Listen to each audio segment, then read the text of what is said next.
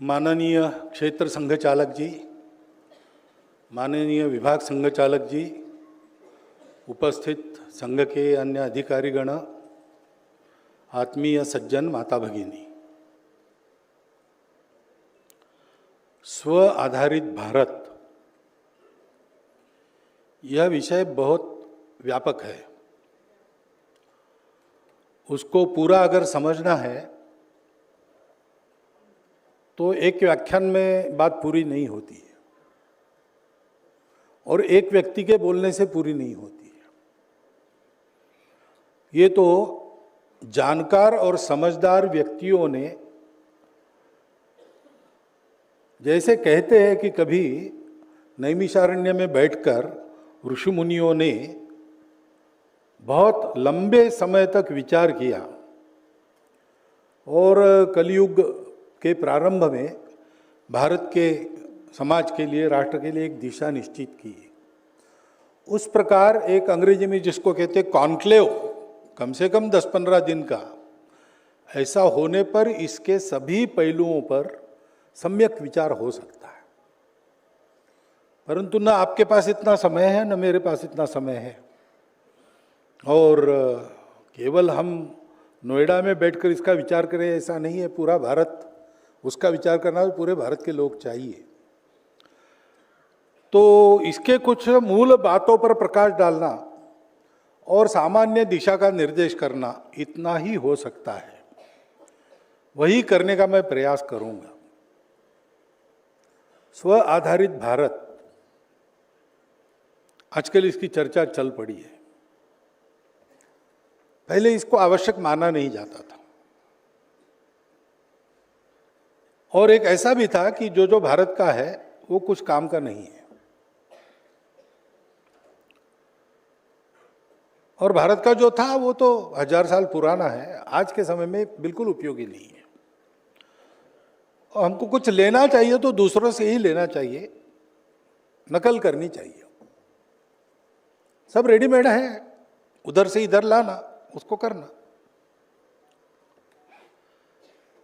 लेकिन ये एक सामान्य नियम है। किसी की उन्नति होनी है, व्यक्ति की हो या राष्ट्र की, समाज की हो, उसकी उन्नति उसके अपने प्रकृति पर आधारित रही तो उन्नति कही जाती है। नहीं तो वो तमाशा तो होता है, और तमाशा भी कभी कभी देखने लायक होता है। तो सर्कस में बंदर साइकिल चलाते, हाथी फुटबॉल खेलता है, और ये मनुष्य के करने के काम है। बंदर भी करता है, हाथी भी करता है, तो अजूबा तो है। और हम पैसा देके टिकट खरीद कर देखने के लिए भी जाते हैं। परंतु कोई अगर कहे कि हाथी का विकास हो गया, बंदर का, ऐसा नहीं है। वो विकास नहीं है, वो उन्नति नहीं है। हाथी की उन्नति जंगल में है, बंदरों की उन्नति जंगलों में है। शहरों में उनकी उन्नति नहीं है, उनकी मजबूरी हो सकती है। इसी बात पर स्वतंत्रता के पहले, स्वतंत्रता के लिए जो 1857 के बाद प्रयास चले, 1857 में एक अखिल भारतीय प्रयास हुआ, वो विफल हो गया। लेकिन उसने चिंतन को तो गति दी। तो लोगों ने बहुत चिंतन किया और सब इसी निष्कर्ष पर थे। अलग अलग दिशाओं में सोच रहे थे, कदाचित परस्पर विरोधी भी बोल रहे थे, लेकिन प्रयोजन एक ही था। स्व को ठीक से पहचानो, अपने मूल को पहचानो, एक धारा ये थी। अपने स्व में गड़बड़ हुआ है, उसमें सुधार करो, एक धारा ये थी। अपने स्व को राजनीतिक दृष्टि से अभिव्यक्त करने की आवश्यकता है, उसके लिए प्रबोधन आवश्यक है, ये तीसरी धारा थी। और एक बार प्रयास विफल हुआ तो क्या हुआ, बार बार इसे ऐसे ही प्रयास से हम मुक्त होंगे और स्वतंत्र होंगे, ये चौथी धारा थी। सब लोग अपने स्व पर पक्का रहकर ही विचार करना चाहते थे और इसलिए सभी ने भारत की अपनी प्रकृति के आधार पर भारत कैसा हो, इसका चिंतन दिया है। उसमें जो भारत की प्रकृति है उसके अनुसार विश्व से जो अच्छा है, लेने लायक है, वो लेने से किसी की मना नहीं है, परंतु उसको अपने प्रकृति में ढालकर लेना है, अपनी शर्तों पर लेना है। जो अच्छा है वही लेना है, अंधानुकरण नहीं करना है। ये बात सभी विचारों की सामान्य बात है। बाकी विचार तो हर एक के अलग अलग हो ही सकते हैं। स्व का ये महत्व है। भारतवर्ष की उन्नति तब कही जाएगी जब भारतवर्ष अपने आधार पर कुछ करके दिखाएगा। हम देख रहे हैं स्वतंत्रता के बाद अभी तक हमारा विकास पहले से नहीं हुआ, ऐसी बात नहीं है, परंतु जो भी हुआ उसमें जो बातें हमने केवल आयात की, जैसी की वैसी स्वीकारी, लागू की, उसके कारण हमारी प्रतिष्ठा नहीं बनी। चीन ने आक्रमण किया 62 में। महाराष्ट्र के प्रसिद्ध लेखक थे पुल देशपांडे, पुरुषोत्तम लक्ष्मण देशपांडे, अच्छे व्यंग्यकार थे और काफ़ी चिंतन उनके लेखन से मिलता था। वो प्रसिद्ध, तो वो अमेरिका में प्रवास में गए थे। चीन से लड़ाई हुई थी और भारत ने अमेरिका से उस समय मदद मांगी थी, लड़ने के लिए मदद, देश का संरक्षण करना है, मदद हमारे पास नहीं है, आप दीजिए। लेकिन उसकी संभावना अमेरिका में कैसी हुई, तो एक नकलची के कार्यक्रम में, स्टैंड अप कॉमेडियन जिनको कहा जाता है, ऐसे कार्यक्रम में वो कॉमेडियन, उसने एक ऐसा सीन दिखाया कि केनेडी साहब खड़े हैं और पंडित नेहरू जी की वो विशिष्ट वेश और ये पहनकर एक व्यक्ति आता है और वो कहता है, केनेडी चाचा देखो ना, चीन मार रहा है, आप कुछ करो, हमको बचाओ। और लोग हंसे। ये बैठे थे श्रोतृवृंद में, तो वो पानी पानी हो गए लज्जा के कारण। उन्होंने लिखा है अपने प्रवास वर्णन का अनुभव, एक अपूर्वाई नाम का ग्रंथ है, उसमें लिखा है उन्होंने। तो ये हमारी प्रतिष्ठा थी। हम लड़े, उस समय भी वीरता पूर्वक लड़े। एक मर्यादा के बाद अंदर आने की हिम्मत चीन ने भी नहीं की। अगर चीन अपने तरफ से युद्धबंदी नहीं करता और आगे बढ़ने का दुस्साहस करता तो उसके फल चखने लगते। ऐसी स्थितियां उस समय थी। वो जीत रहा था, तब तक उसने युद्ध किया, बाद में बंद किया, लेकिन हमको पहचाना नहीं गया। वही उसके बाद शास्त्री जी ने जब जवाब दिया, 71 में इंदिरा जी ने जवाब दिया, 14 के बाद हमने घुसकर मारा, तो किसी ने हमको वॉर मांगर नहीं किया। हमारी प्रतिष्ठा सारी दुनिया में बढ़ गई, क्योंकि हमने अपने बलबूते कुछ किया। हम जब अपने बलबूते कुछ करते हैं तो हमारी प्रतिष्ठा बढ़ती है, और जब हम अपने प्रकृति के आधार पर विश्व को कुछ देते हैं तो फिर हमारी कीर्ति बढ़ती है।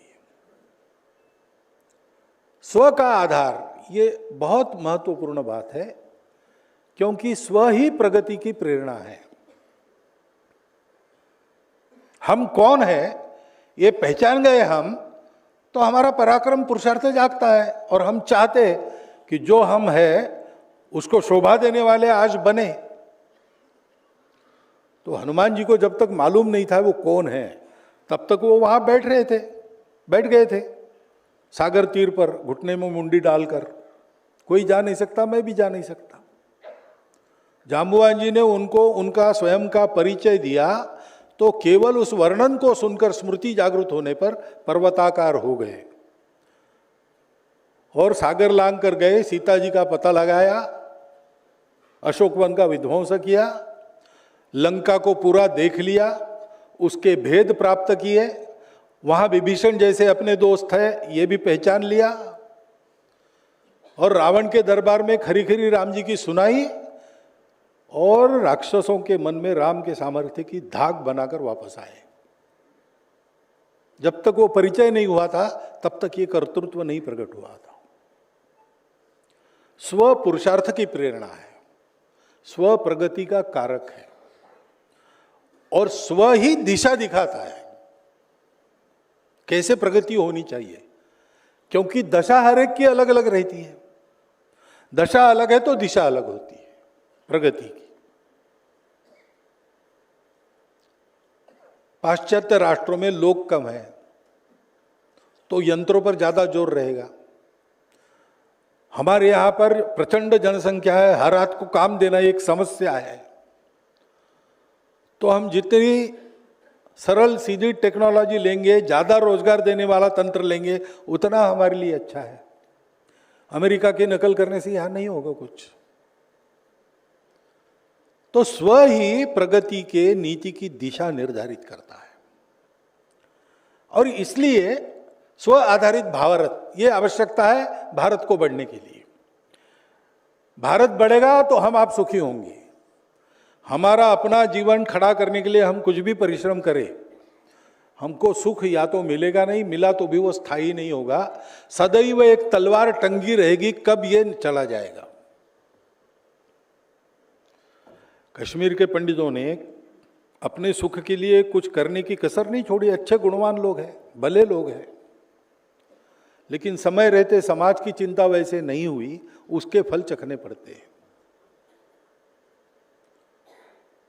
तो भारत का बड़ा होना ये हमारे अपने प्रगति के लिए भी अनिवार्य बात है और दूसरी तरफ भारत का बड़ा होना इसकी आज दुनिया को आवश्यकता प्रतीत हो रही है। विश्व के चिंतक अब प्रकट रूप से कह रहे हैं, क्योंकि 2000 साल में बहुत प्रयोग किए, सब प्रकार के उपाय कर लिए। ईश्वर न मानने वाला विचार स्वीकार करके देखा, ईश्वर मानने वाला विचार स्वीकार करके देखा, सामुदायिकता को प्रथम स्थान देने वाला विचार स्वीकार किया, व्यक्तित्व स्वतंत्रता को पहला स्थान देने वाला विचार स्वीकार किया। लेकिन सब करने के बाद कुछ न कुछ तो हुआ, लेकिन दुख से मुक्ति नहीं मिली, मन में संतोष समाधान नहीं आया। मनुष्य मनुष्यता को भूलकर और नीचे गिरते चला गया। अब समृद्धि भी नहीं रहेगी, पर्यावरण बिगड़ जाएगा, तो पृथ्वी पर जीवन रहेगा कि नहीं रहेगा, यही समस्या है। और सारे उपाय करके देख लिए, फल कुछ निकलता नहीं, तो एक भूला बिसरा उपाय भारत के पास था, ऐसे इतिहास बताता है। जिसके बलबूते 10,000 साल भारत ने खेती की, लेकिन जमीन वैसी की वैसी उपजाऊ आज भी है। जिसके बलबूते ढाके के मलमल जैसा वस्त्र, जो आज के कंप्यूटर भी वैसा नहीं बना सकते, ऐसे भारत ने बनाए। जहाजों को सागर में लॉन्च करने की जो टेक्नोलॉजी हमारे पास थी, वो आज दुनिया के पास नहीं है। और जब कभी अड़ जाते हैं, एक बार अड़ गए थे विशाखापट्टनम की गोदी में, जहाज जा ही नहीं रहे था आगे, तो पूरी वो पटरी बदलनी पड़ेगी, खर्चीला काम है। तो कोई था प्राचीन ग्रंथों का अध्ययन करने वाला उन्हीं लोगों में, वहाँ के शास्त्रज्ञ लोगों में, तो उसने कहा कि पके हुए केले उस पटरी पर डालो। तो पके हुए केले लाकर उस पटरी को घिसे, तो वो पटरी ऐसी बन गई कि एक ही प्रयास में जहाज पानी में चला गया। ऐसी कई बातें हैं। दुनिया को मालूम हो गया जब कोरोना चला कि इनके दादी माँ के बटुए में जो काढ़ा बनता है वो काढ़ा बचा सकता है। अब तक आयुर्वेद का नाम नहीं ले रहे थे, अब आयुर्वेद का नाम सारी जगह गूंज रहा है।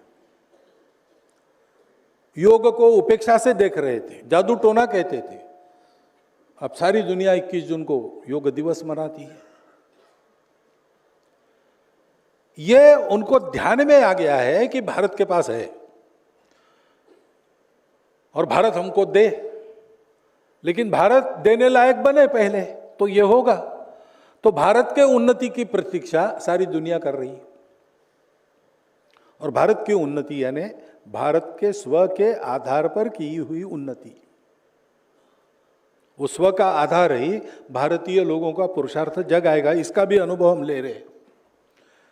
जैसे जैसे अपने तंत्र पर हम लोग आगे बढ़ रहे हैं, वैसे वैसे समाज में भी उद्यम जाग रहा है।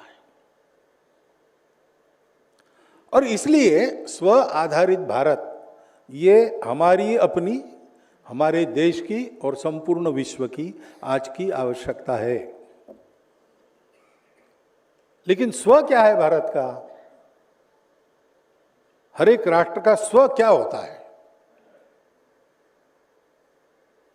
तो हमारे यहां ऐसा माना गया है कि ये राष्ट्र बनते हैं, बनाए नहीं जाते। बनाए हुए राष्ट्र टूट भी जाते हैं। जो प्राकृतिक ढंग से बने हैं वो चलते रहते हैं। तो यूनान, मिस्र, रोमा सब मिट गए जहां से। कुछ बात है कि हस्ती मिटती नहीं हमारी। वो बात क्या है? वो बात यही है कि हम बने हैं। क्यों बने हैं? क्योंकि एक मर्यादित भूभाग में हमारा जीवन सदियों से चला है। प्राकृतिक दृष्टि से चारों ओर से सुरक्षित भारत है। जब ये भारत भूमि, भरतखंड, भारतवर्ष ये सब आ गया तो हम लोग क्या थे? इतनी प्रगति नहीं थी विश्व में। खेती करते थे, उस पर सब लोग जीते थे। हमारे यहां प्रचंड विस्तारित भूमि, भरपूर भूमि, जनसंख्या उस समय कितनी रही होगी पता नहीं। हमने जितना सुना है 35 करोड़ तक हमने सुना है। वंदे मातरम में 63 कोटि ऐसा शब्द पहले था, आजकल हम कोटि कोटि कहते हैं। 33 करोड़ उस समय और भी कम रही होगी। भूभाग तो इतना ही था, बल्कि और ज्यादा था। श्रीलंका जुड़ी थी, बहुत प्राचीन काल में अफ्रीका भी जुड़ा था। तब से हम चल रहे हैं। आज की गणना को भी ले ले तो हमारा अपना उदय जो इतिहास ने देखा, उसके पीछे इतिहास की आंखें बंद है। इतिहास का जन्म हुआ तब उसने हमको देखा, राष्ट्र के रूप में ही देखा। इतना प्राचीन हमारा राष्ट्र है। जो लोग कहते हैं कि हमको एक राष्ट्र बनना नहीं है, हिंदू राष्ट्र बनाओ, ऐसा हमको कभी कभी लोग कहते हैं। बनाना क्या है? वो बन गया है, वो है, इसको पहचानना है बस। राष्ट्र हमारा सनातन राष्ट्र है, पहले से है और एक राष्ट्र है। ऐसी ही विविधता थी उस समय भी, ऐसी ही अनेक भाषाएं थी, ऐसे ही अनेक प्रकार के पंथ संप्रदाय, खानपान, रीति रिवाज, क्योंकि ऐसा ही भूगोल था। इधर हिंदू कुश से लेकर उधर आराकान तक, हिमालय को बीच में लेते हुए आज के नाम व्यवस्था यानी नॉमेनक्लेचर के अनुसार। लेकिन पुराना तो ये पूरा ही हिमालय ही माना जाता था। तो हिमालय के दोनों बाहों में समुद्र पर्यंत की जो भूमि थी, वो पहले से विविध प्रकार का भूगोल, सब प्रकार की आबोहवा ऐसी ही थी। और इसलिए ये सब अनेक बन गया। और इसलिए अथर्ववेद में कहा गया, जन्म बिभ्रति बहुधा विवाचसम नाना धर्माणम पृथ्वीम यथौकसम सहस्र धारा द्रविणस्य में दुहा ध्रुवेव धेनुरन प्रस्फुरन्ति। अनेक धर्मों के मानने वाले, अनेक भाषाओं के बोलने वाले ऐसे लोग इस पृथ्वी पर सुख संतोष से रहे। सहस्र धाराओं से दुग्ध प्रदान करने वाली धेनु के समान, हे पृथ्वी माता हम सबको शस्य प्रदान करो। ये प्रार्थना है पृथ्वी सूक्त में। उसी पृथ्वी सूक्त में वर्णन भारत का है, लेकिन प्रार्थनाएं पूरे विश्व के लिए भी है। और हमने कहा है कि पूरा विश्व सुखी हो, क्योंकि हम सब लोग कौन है? माता भूमि पुत्रोहम पृथिव्याम।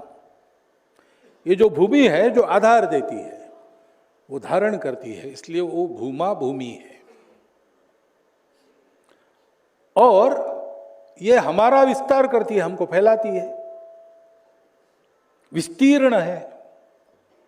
उसके पृष्ठभाग पर हम सब लोग रहते हैं, इसलिए वो पृथ्वी है।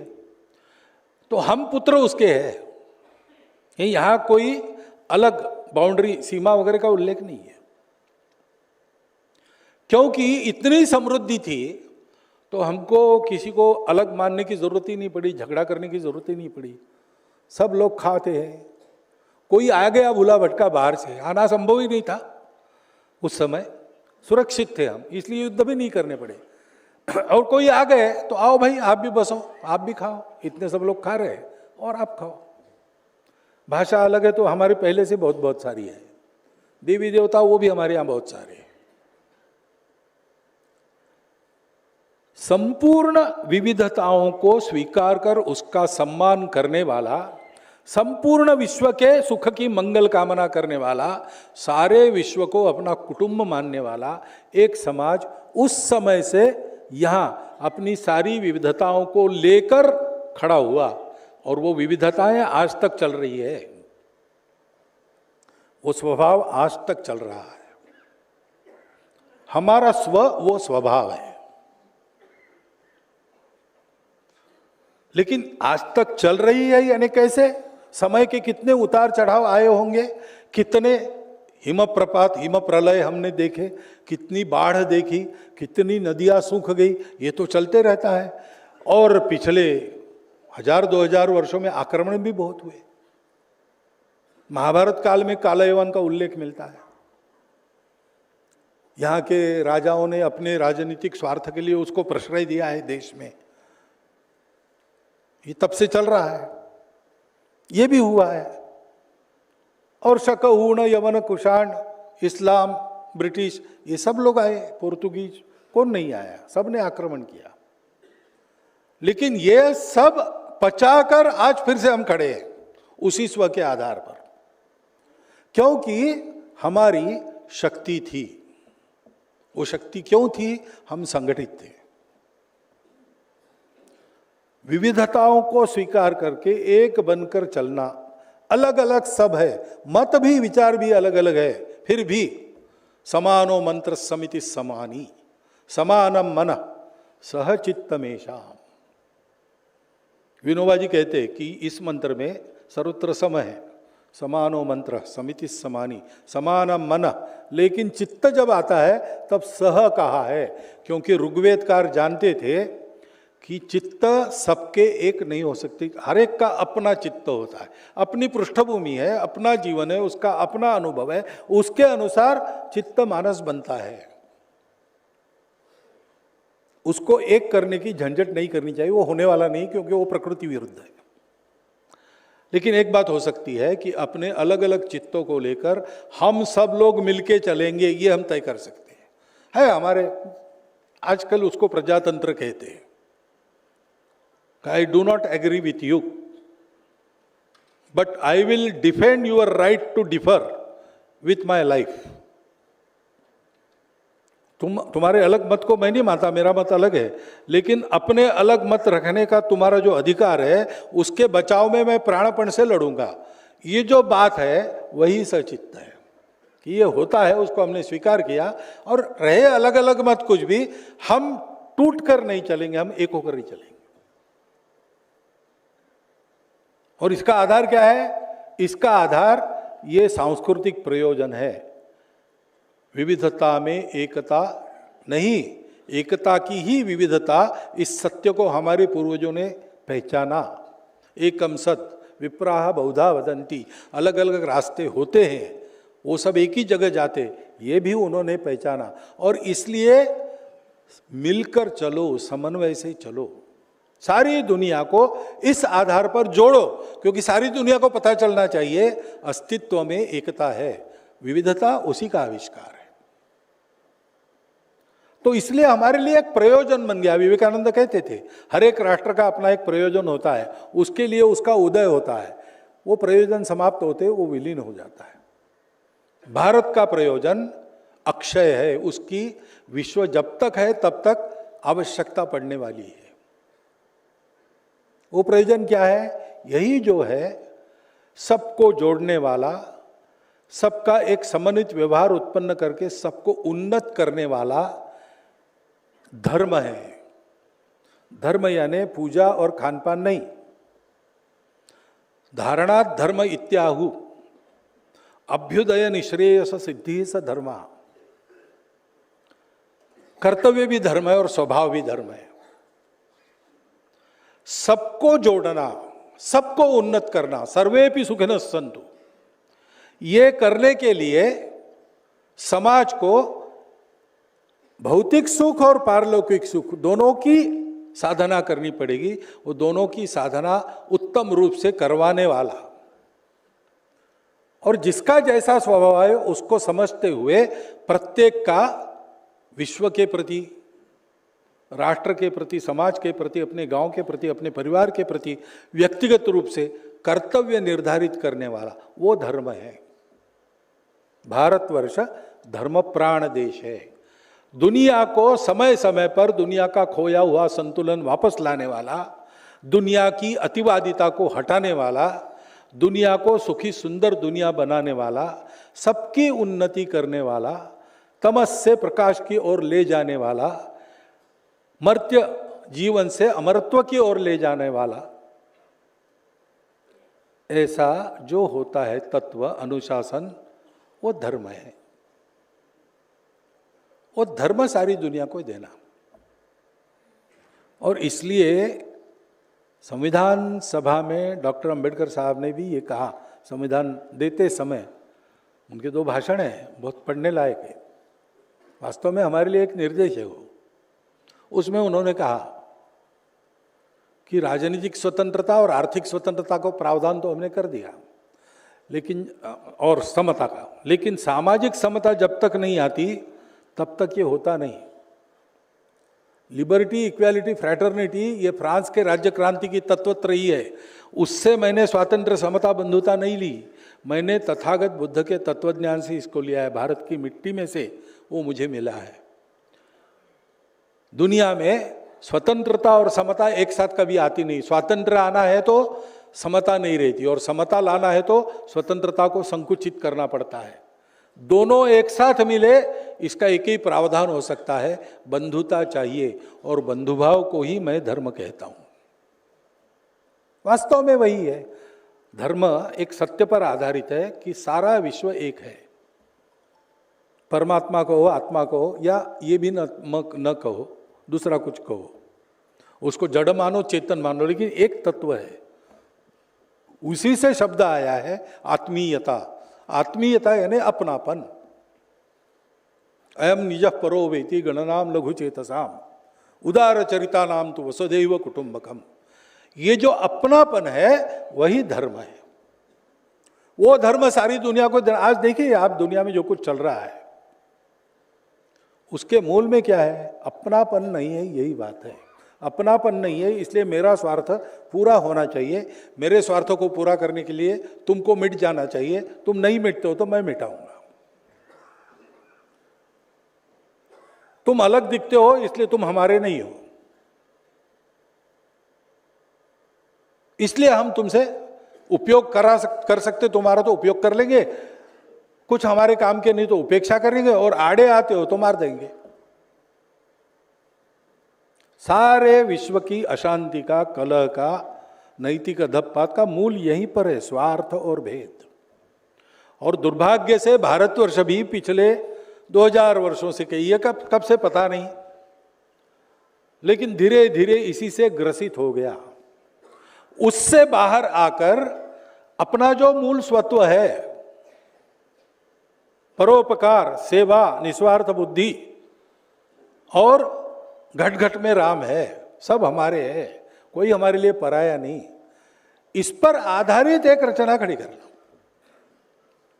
स्व आधारित भारत, ये हमारा स्व है। हमको दुनिया को धर्म देना है, इसलिए इस धर्म पर आधारित वैभव संपन्न और बल संपन्न भारत, क्योंकि बिना शक्ति के सत्य को पैर नहीं होते। सत्य भी स्थापित करना है तो शक्ति चाहिए। और इसलिए हमारी ये जो संस्कृति है, जो धर्म के मूल्यों के आधार पर, धर्म के मूल्य 4 है, सत्य, करुणा, शुचिता, तपस, ये शाश्वत है, ये नहीं बदलता। उसके आधार पर जो आचरण है वो देश काल परिस्थिति के अनुसार बदलता है। स्मृतियाँ, शास्त्र उस आचरण के बनते हैं, वो भी देशकाल परिस्थिति के अनुसार बदलने चाहिए। लेकिन धर्म के ये चार पैर वो शाश्वत है, उस पर पक्का रहकर इसकी चौखट में जो आता है वो करना, ये हमारा आचरण है।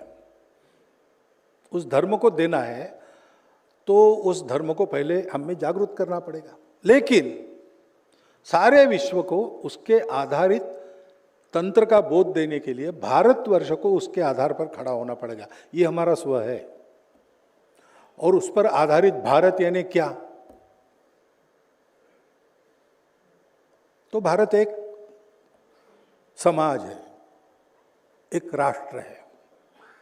देश तो है ही, लेकिन देश यानी केवल जमीन नहीं होता।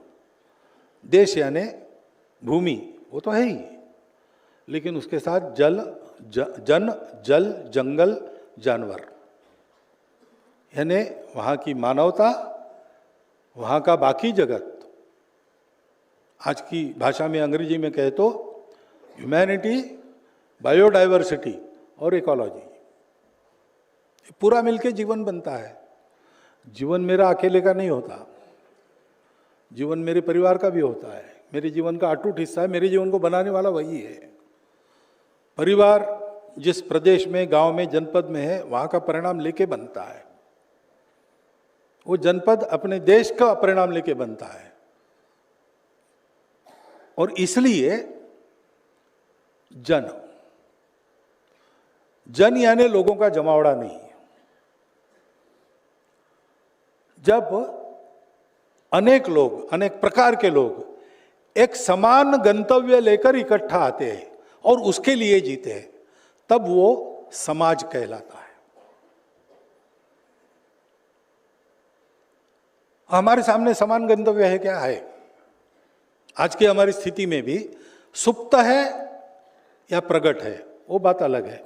कृति में है या केवल मन में है, वो बात अलग है। लेकिन वो है, वो गया नहीं है, वो जीवित है। अनुकूल परिस्थिति में फूट पड़ता है। वो क्या है? वो वही है। कैसे जीना? भारतवर्ष में सबका एक मत है। आप बड़े से बड़े धनवान व्यक्ति को मिलो और किसी रिक्शा वाले को शहर में मिलो, या खेत में मजदूरी करने वाली की बुढ़िया माता को जाके देहात में पूछो, जीना क्यों है? तो भाई उसको मिलना है, भगवान पाना है, इसके लिए जीना है। कमाना पड़ता है जीवन चलाने के लिए, कमाई साथ जाती है क्या? पैसा भी ऐसे की क्या बात है? पैसा तो मुर्गी भी नहीं खाती। ये अपने यहाँ वाक्य चलते, बाहर नहीं सुनने को मिलेंगे आप। इसके बारे में सारे भारतवर्ष में सबका एक मत है। किसी ने ग्रंथ पढ़े नहीं है, किसी ने प्रवचन सुने नहीं है। ये सदियों से स्वभाव बना है और वो अभी भी चल रहा है, क्योंकि समय की कसौटी पर वो हर बार खरा उतरा है। तो ये जो अपना स्वभाव है, उसको लेकर हमको एक वैभव संपन्न राष्ट्र खड़ा करना है। तो राष्ट्र के इस घटक को ठीक करना पड़ेगा। चाणक्य ने बताया है राष्ट्र के घटक क्या क्या होते हैं। पहला और मुख्य जो अपने यहां मानते हैं, जनपदवती भूमि। समाज जब किसी भूमि में उसको अपना संबंधी मानकर रहता है, माता मानकर रहता है, उसके भाव विश्व का वो भूमि अविभाज्य भाग हो जाती है। अभी गीत आपने सुना, इस देश के बिना तो जीवित नहीं रहेंगे, ऐसी जब भावना रहती, हम रहे या ना रहे, भारत ये चलना चाहिए, ये जब रहता है, तब वो मनुष्य समुदाय जो समाज है वो जनपद बन जाता है। जिस भूमि में ऐसा जनपद है, उस भूमि में उन लोगों का राष्ट्र है, उसके आधार पर बनता है। ये आत्मा है। उस आत्मा की अभिव्यक्ति राष्ट्र के बाकी सारे अंगों में होनी चाहिए। बाकी सारे अंग कौन से हैं? तो भूमि, भूमि कहने के बाद जल, जंगल, जानवर आ गए। इसकी भक्ति करने वाला जनपद यानी समाज है। अब इस आत्मा को शरीर मन बुद्धि के रूप में प्रकट होना है, समुच्चय बना के एक जीवंत शरीर, कर्म करने वाला, पुरुषार्थ करने वाला, वो बनना है। तो उसके अंग है राज्य, बल, दुर्ग, कोश, अमात्य और सुहृद।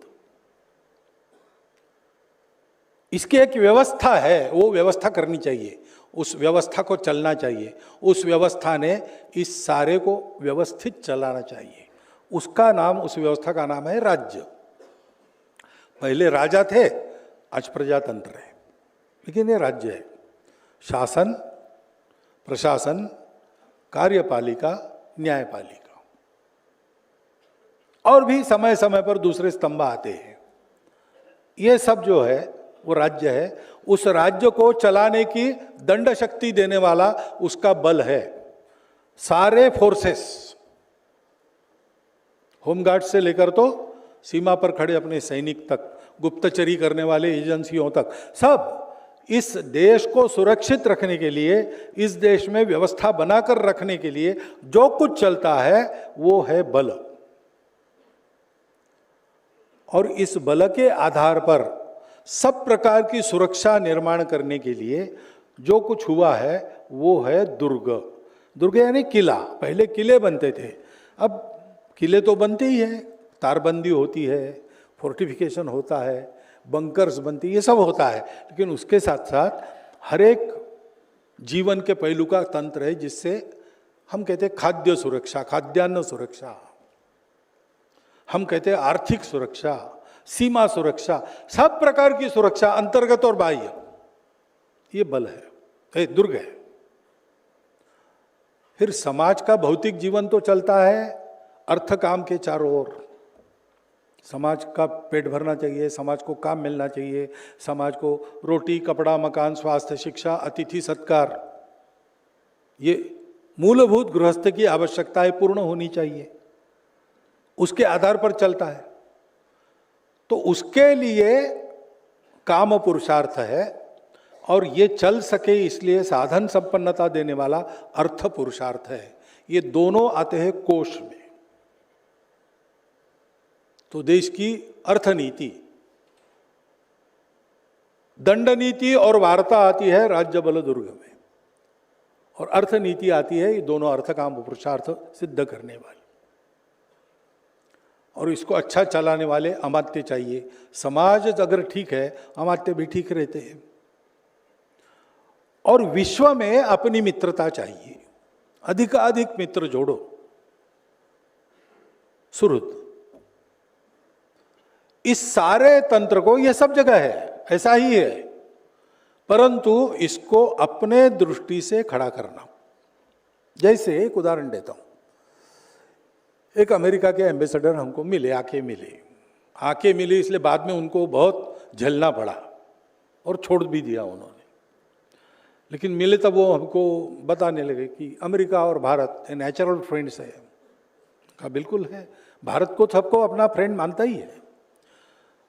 उन्होंने कहा कि बहुत सारे मिलकर काम हम कर सकते हैं, सिक्योरिटी कंसर्न्स हमारे बहुत है, आप तो बिल्कुल बीच में हैं, हम दूर है, लेकिन हमारे भी वही कंसर्न्स है, तो उसमें हम मिलकर चल सकते हैं। बिल्कुल चल सकते हैं। उन्होंने कहा provided the American interest are protected. उन्होंने ये आपके लिए स्वाभाविक है ऐसा सोचना। फिर उन्होंने कहा आर्थिक तो बहुत बड़ा सहयोग हो सकता है, भारत में टैलेंट है, ऊपर आ रहा है, पुरुषार्थ हो रहा है, बहुत फायदा हो सकता है, अमेरिका के पास तंत्र है सारा, मिलकर चलना चाहिए। मतलब बिल्कुल चलना चाहिए। फिर उन्होंने कहा provided the American interest are protected. हर बात में वो सहयोग की बात करते थे और आगे कहते थे provided American interest are protected. लेकिन हमारी दृष्टि बिल्कुल अलग है ना। हम लीबिया में जाते हैं, अपने लोगों को निकालते हैं, बाकी सब देशों के लोगों को निकालते हैं। हम किसी के पक्ष में नहीं जाते, शांति, समाधान, युद्ध छोड़ो, इस पक्ष में दोनों से बात करते हैं, और जो सहयोग करना है दोनों को इस दृष्टि से वो हम करते हैं। मध्य पूर्व में जू, यहूदी और बाकी इनका कुछ झगड़ा होगा, हमारी दोनों से दोस्ती है और प्रामाणिकता से है, दोनों का अनुभव है, हम प्रामाणिक है। श्रीलंका से फायदा लेने के लिए चाइना बहुत मदद करता है, बाद में उनकी भूमि हड़प लेता है, लेकिन संकट में आने पर हमारी बहुत अच्छी पट रही है ऐसा नहीं होने के बाद भी उसको सारी मदद कौन करता है दुनिया में? अकेला भारत करता है। ये हम करते हैं, ये हमारे स्व की स्वाभाविक अभिव्यक्ति है। उसके आधार पर ये सब करना तो कैसे होगा? अब वो बड़ा लंबा प्रबंध होगा, एक एक प्रकरण, एक एक ग्रंथ हो सकता है, और जैसा मैंने कहा एक एक कॉन्क्लेव हो सकता है। लेकिन हम क्रमशः थोड़ा थोड़ा देख लेंगे दिशा क्या होगी। तो जनपदवती भूमि, तो ये पक्का है कि स्व आधारित भारत खड़ा करने के लिए भारत भक्ति ये अनिवार्य बात है। आपकी कोई भी पूजा हो, आपकी कोई भी भाषा हो, आपका कोई भी प्रांत हो, कोई भी जाति हो, कुछ भी हो आप, और ऐसे होने के कारण ये छोटे छोटे इंटरेस्ट भी बनते हैं, स्वार्थ भी बनते हैं। स्वार्थ शब्द बुरा लगता है, लेकिन इस स्वार्थ में ये भी है कि आवश्यकता रहती है, वो बनते हैं। लेकिन इस सबसे ऊपर भारत है, इस सबसे ऊपर भारत का हित है, इस सबसे ऊपर भारत माता, भारत की भौगोलिक एकात्मता, अखंडता, सुरक्षा। हम कटते चले गए, पिटते चले गए, लूटते चले गए, इसको पूर्ण विराम देके अब हमको बढ़ना। और जो वास्तविक भारतवर्ष है जिसमें इस संस्कृति का आज भी प्रभाव है, जो वास्तविक भारतवर्ष है जिसमें इसको भूलकर उल्टा चलने के प्रयास के कारण लोग दुख भोग रहे हैं, उसको फिर से रिक्लेम करना, ये अपना राष्ट्रीय विजन होना चाहिए। लेकिन राष्ट्रीय विजन होगा तब होगा, उसके लायक अपना समाज चाहिए। तो समाज में भी भारत सर्वोपरि, बाकी सब हमारी जो है विविधताएं हैं, भेद नहीं है। हम एक समाज है, एक राष्ट्र है, हमारी एक मातृभूमि है, एक मातृभूमि की संतान कहते हैं। हम सब भाई है, भाई जैसा व्यवहार करेंगे, छुआछूत नहीं चलेगी, ऊपर नीचे ऊंच नीच नहीं रहेगा, रहेंगे आंदोलन रहेंगे, हमको ये मिलना चाहिए वो मिलना चाहिए, वो चलते समाज का झगड़ा दो फाड़ होके एक दूसरे के सामने खड़े रहना ये नहीं होगा। ये भाव बनना चाहिए समाज का।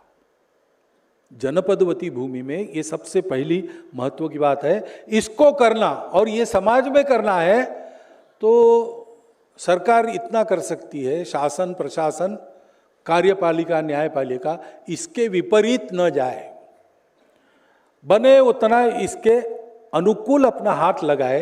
लेकिन ये करना तो समाज को ही करना पड़ेगा और हमारे जैसे प्रबुद्ध जनों को करना पड़ेगा।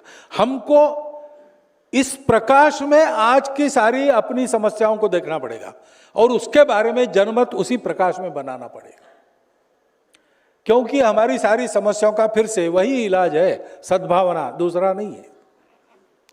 व्यवस्था कुछ समस्याओं का इलाज नहीं कर सकती, अनुकूल हो सकती है, वो बनानी भी चाहिए, परंतु व्यवस्था बनने के बाद भी स्वार्थ अगर है, भेद अगर है, तो व्यवस्था को बिगाड़ने वाले लोगों की कमी नहीं रहती।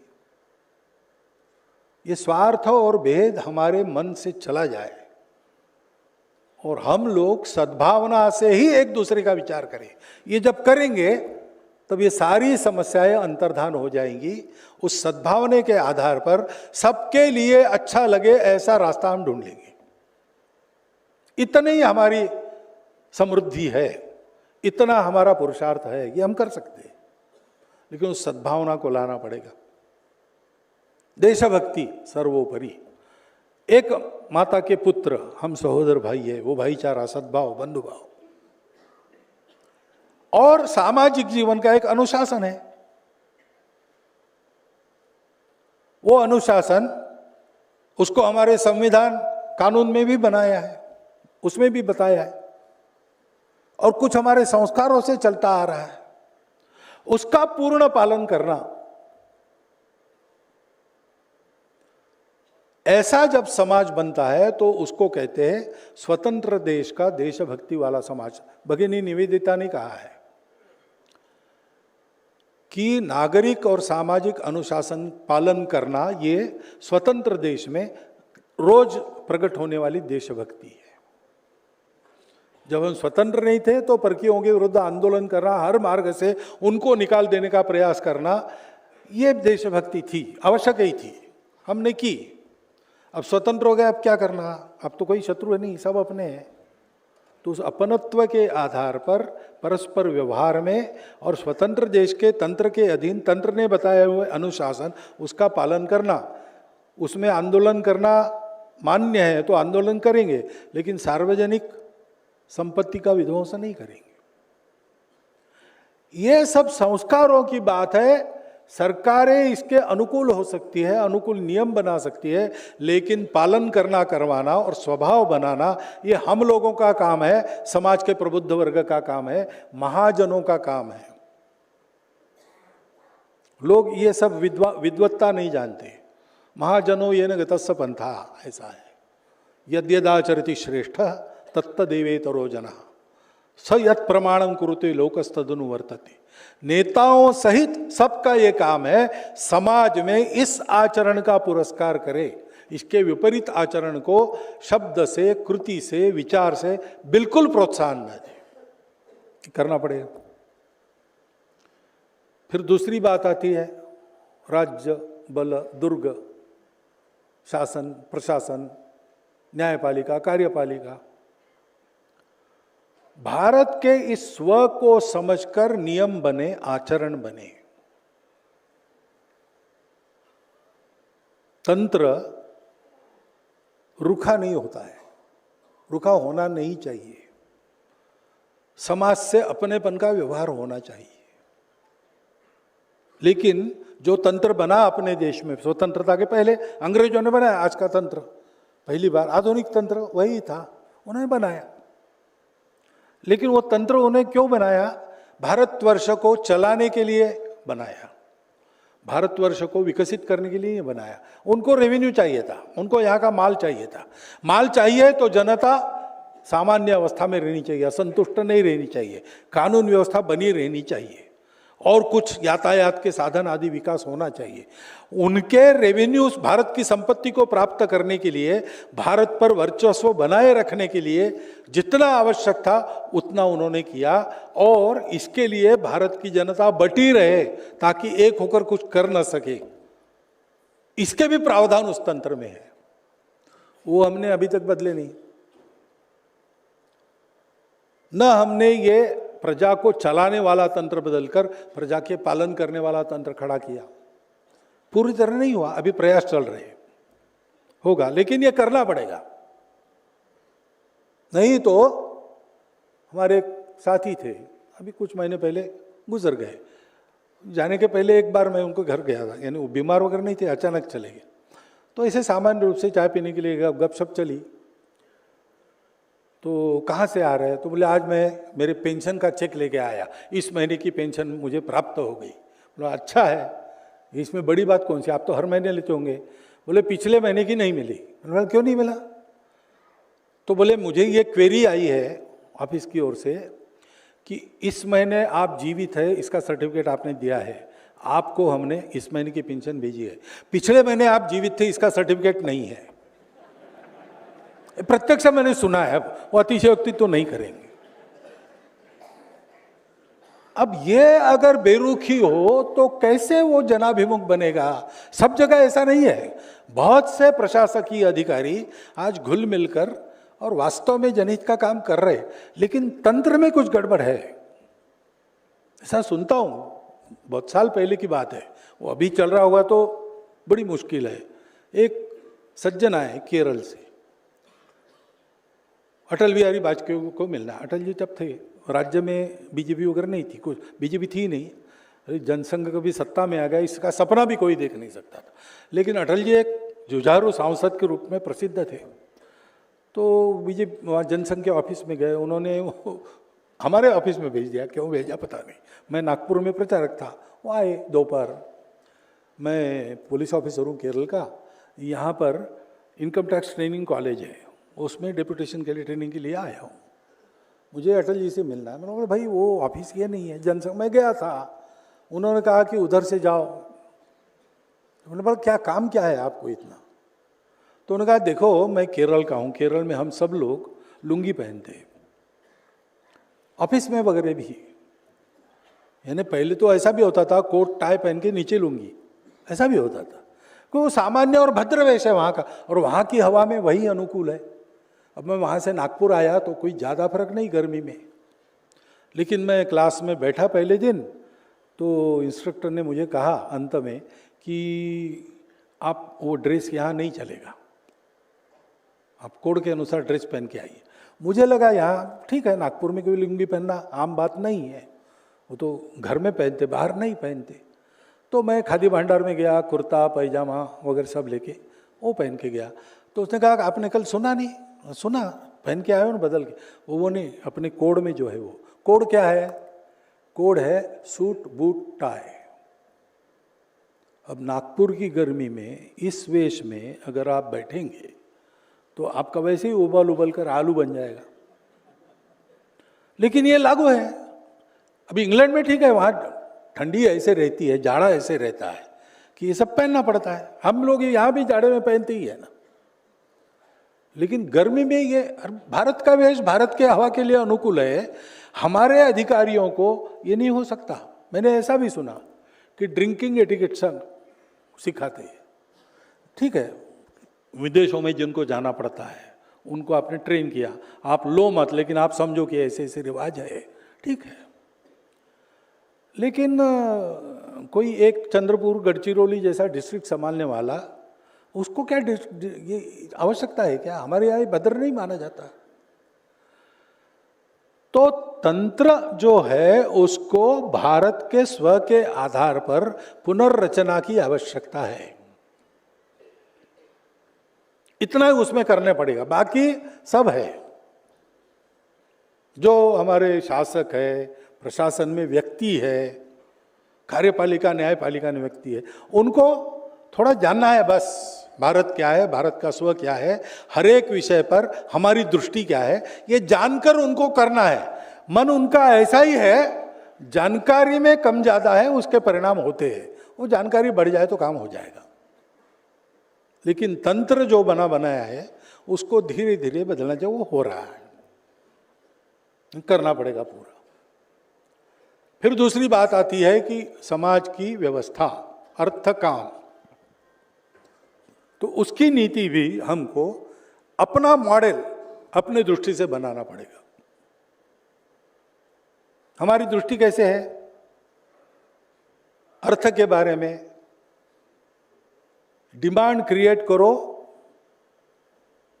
तो उसके लिए सप्लाई को नियंत्रित करो। डिमांड बढ़ेगी, सप्लाई कम होगा तो ज्यादा मूल्य बनेगा, महंगाई होगी लेकिन प्राप्ति ज्यादा होगी। अभी ऐसे ही चल रहा है ना, इसके आधार पर ही चलता है। हमारा अर्थतंत्र इससे बिल्कुल उल्टा चलता है। हम कहते हैं भरपूर उत्पादन करो, उत्पादन को एक हाथ में केंद्रित मत करो। मास प्रोडक्शन नहीं करना, प्रोडक्शन बाय मासेस करना, विकेंद्रित करो, उसको ले जाओ, छोटे छोटे जगह ये काम बने। और भरपूर उत्पादन करो, उत्पादन से मुनाफा होता है, उसका न्याय्य वितरण होना चाहिए, और उपभोग पर संयम चाहिए, नियंत्रित उपभोग। तो इससे क्या होगा कि सस्ताई होगी, और सस्ताई होने के कारण फिर महंगे मूल्यों की प्रतिस्पर्धा नहीं होगी, प्रतिस्पर्धा होगी उत्कृष्टता की। सब सस्ता है तो जो अच्छे से अच्छा है वो टिकेगा। इसलिए हमारे यहाँ आज की तकनीकी को भी दांतों तले उंगली दबाने लगाने वाले उत्पादन हुए। आज भी होता है झारखंड में लोहा, 8 लोग भट्टी उठाकर चलते हैं और आपके घर के आंगन में आपको लोहा तैयार करके देते हैं। वो जंग नहीं खाता। बहुत से स्तंभ बने अपने यहाँ, लोह स्तंभ, वो लोहा वहाँ बनता है। आज भी वहाँ के आदिवासी लोग ये बनाते हैं। उसको नागपुर में ले आए सैंपल, और उसके 37 पैरामीटर्स निश्चित किए। वो लोहा किसी फैक्ट्री में, किसी मशीन में, कंप्यूटर से नहीं बनता। उनके टेक्निक से बनाने का प्रयास किया, वो वहाँ आया नहीं, इसलिए वहाँ से 2 आदिवासियों को लेकर आए और वो लोहा बनवा लिया, उन्होंने बना के दिया। आज भी है वहाँ पे, रिसर्च हुआ है, मैं था तब नागपुर में, मैंने देखा है। तो हमारे पास अपना तंत्र है, वो हमको देना, हमारे पास अपना टैलेंट है। आज के टेक्नोलॉजी में भी हमारे युवा कितने ही उपक्रम कर रहे हैं, चमत्कार कर रहे हैं। इन सबको अवसर देने वाला चाहिए। विकेंद्रित उत्पादन, न्याय्य वितरण, संयमित उपभोग। तकनीकी उपयोग करो, लेकिन तकनीकी मानवीय होनी चाहिए और तकनीकी नैतिक होनी चाहिए। आर्टिफिशियल इंटेलिजेंस आ रहा है, उस पर नियंत्रण की कोई व्यवस्था नहीं, इसलिए लोग डर रहे। ऐसी तकनीकी आएगी, वो तकनीकी मनुष्य की मनुष्यता को समाप्त करेगी, अथवा मनुष्य पर वो तकनीकी हावी हो जाएगी, वो किस काम की है? हमारे देश में काम करने वाले हाथ ज्यादा है, तो रोजगार को मारने वाली तकनीकी हमको नहीं चलेगी। विश्व से प्रतिस्पर्धा करनी है, अब इसमें से रास्ता निकालना पड़ेगा। और मानवीय नैतिक तकनीकी हम स्वीकार करते हैं, सबकी परीक्षा करेंगे, जो हमारे लिए उपयुक्त है वो लेंगे। हमारा जो स्वदेशी है, हमारे पास भी ज्ञान भंडार है, प्राचीन समय से हमारे पास भी है, आजकल सिद्ध भी हो रहा है। हम वो देखेंगे, उसको युगानुकूल बना के लेंगे, और बाहर से जो भी लेंगे उसको देशानुकूल बना के लेंगे। ये रहेगा, ये हमारा आर्थिक तंत्र इस प्रकार हम नया खड़ा करेंगे। इसी में से चलकर धीरे धीरे काम पुरुषार्थ है, लोगों की आवश्यकता है, ठीक है, आवश्यकता पूर्ण करेंगे। न्यूनतम आवश्यकता सबके लिए मिलनी चाहिए, उसके लिए स्पर्धा नहीं होनी चाहिए, वो दी जानी चाहिए। अगर लोग खरीद नहीं सकते तो वैसे दी जानी चाहिए। रोटी, कपड़ा, मकान, स्वास्थ्य, शिक्षा, अतिथि सत्कार, ये गृहस्थ धर्म के 6 कर्तव्य है। इसको पूरा कर सकने वाले घर गृहस्थी हर एक की होनी चाहिए। फिर से संपत्ति का न्याय्य वितरण उसके लिए करना पड़ेगा। लेकिन हर बात सरकार करे ऐसा नहीं होगा। हमारे यहाँ आर्थिक दृष्टि में कमाने पर कोई प्रतिबंध नहीं, खूब कमाओ दोनों हाथों से, लेकिन बांटो। दान का महत्व है। तो समृद्ध लोग दान करें और जो असमृद्ध है उनको समृद्ध बनावे। देने की आदत न लगावे, देते देते वो भी देने वाले बन जाए, ऐसा मैकेनिज्म हो तो सर्वदूर समृद्धि। हम लक्ष्मी के पुजारी है, हम गरीबी के पूजक नहीं है। गरीबी के पूजक नहीं है, लक्ष्मी जी के पुजारी है, लेकिन त्याग पर विश्वास रखने वाले। हमारे यहाँ प्रतिष्ठा त्याग की है, भोग की नहीं है। तो सब कुछ हमारा भोग को प्रोत्साहन न देने वाला, त्याग को प्रोत्साहन देने वाला, लेकिन भौतिक समृद्धि, भौतिक जीवन आवश्यक है। केवल अध्यात्म या केवल भौतिक जीवन काम नहीं आता, ये दोनों का समन्वय चाहिए। ऐसा आदेश है अपनी परंपरा का, अविद्यया मृत्युम तीर्थवा विद्ययामृतम अश्नुते। इस प्रकार का जीवन खड़ा होगा समाज का। ऐसे प्रावधान हम करेंगे, ऐसे संशोधन करेंगे, और समाज में शासन के द्वारा धर्माचरण हो रहा है देखा जाएगा। और समाज देखेगा कि धर्माचरण करना है तो आचार धर्म की बात आती है। जो 4 मूल्य मैंने बताए, श्रीमद् भागवत में बताए हैं, वो शाश्वत है, वो नहीं बदलते, लेकिन आचार धर्म युगानुकूल बदलता है। इसलिए समाज को यह सोचना पड़ेगा कि हमारे इस प्राचीन धर्म के मूल्यों पर युगानुकूल आचरण क्या है, उसको स्वीकार करना पड़ेगा। कई बातें कालाबाई है, उसको जाना पड़ेगा। और ये संशोधन करना धर्म रक्षण का पहला आयाम ये है। धर्म यानी समाज की धारणा। दूसरा आयाम है कि जो आप कह रहे हो वो आपके आचरण में चाहिए। धर्म पोथियों में नहीं रहता, धर्म वाणी में नहीं रहता, धर्म आचरण में रहता है। आचारात प्रभवो धर्मा, आचरण में उसका रक्षण करो, धर्म का रक्षण हो जाता है, धर्म आपको सुरक्षित करता है, धर्मो रक्षति रक्षिता। तो आचरण करना चाहिए और समाज का प्रबोधन करना चाहिए। क्या धर्म है क्या अधर्म है इसका निर्णय कैसे करना, आज के युग में क्या है, दकियानुसी बातें रूढ़ी के रूप में चल रही, बदल लो। समाज का प्रबोधन करना पड़ेगा, थोप के नहीं चलेगा। समाज का मन बदलेगा तो सब होगा। तो आचरण संशोधन, आचरण प्रबोधन, और फिर इस धर्म पर आघात करने वाली शक्तियां हैं, उसका ठीक से प्रतिकार भी करना पड़ेगा। तो धर्म का ये चतुर्विध आचरण करने वाला समाज हमको खड़ा करना पड़ेगा।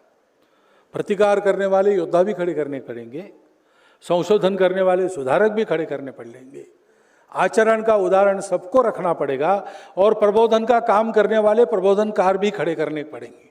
हमारे आचार्य है, सन्यासी, मुनि, ऋषि, श्रमण सब है, कथावाचक भी है, बहुत बड़ी संस्थाएं हैं, इनको उस दिशा में सक्रिय होना पड़ेगा। ऐसा भारत खड़ा होता है और वो इस धर्म से चलता है, तो भूमि के साथ साथ जल, जंगल, जानवर, इनका भी रक्षण होता है। क्योंकि जिस अर्थतंत्र का हम पुरस्कार करते हैं वो कम से कम ऊर्जा खाने वाला और पर्यावरण मित्र ही होना चाहिए। नहीं तो तात्कालिक विकास को बहुत बड़ा बनेगा, लेकिन एक प्रकृति की थप्पड़ लगेगी, सब कुछ ढह जाएगा। हम इसका अनुभव ले रहे हैं, दुनिया भर में ले रहे हैं, अपने देश में भी ले रहे हैं। अपनी शाश्वत दृष्टि के आधार पर चलते हैं तो ये सारी बातें टाल सकते हैं और सारी दुनिया को एक नया रास्ता दिखाने की हमारी ताकत है। स्व आधारित भारत के पीछे ये सारे दिशा सूत्र है। हमारे अपने अनुभव के आधार पर आज की समस्याओं का उत्तर देते हुए आनो भद्रा कर्तव्यो यंतु विश्वतः, इस नीति से विश्व में जो जो अच्छा है वो सब स्वीकार करते हुए, स्वीकार करते समय उसको देशानुकूल बनाते हुए, और हमारे पास जो जो है उसको युगानुकूल बनाते हुए हम प्रयोग में लाएंगे, अपने देश का एक अपना विशिष्ट तंत्र खड़ा करेंगे। तो वसुधैव कुटुंबकम का हमारा तो स्वभाव है, हम वैसे ही चल रहे हैं। धर्म के आधार पर चलना ही हमारा स्वभाव है। हमारा संविधान जैसा बना है उसका कारण यही है। बहुत साल पहले डॉक्टर प्रणब मुखर्जी राष्ट्रपति थे, उनको मिलने गया था और चर्चा में उन्होंने कहा कि दुनिया हमको सेक्युलरिज्म बता रही, दुनिया को क्या अधिकार है हमको सेक्युलरिज्म बताने का। 15 अगस्त 1947 में हम स्वतंत्र हुए, 26 जनवरी हमको बाद में 50 में संविधान मिला, वो संविधान ही सेक्युलर है।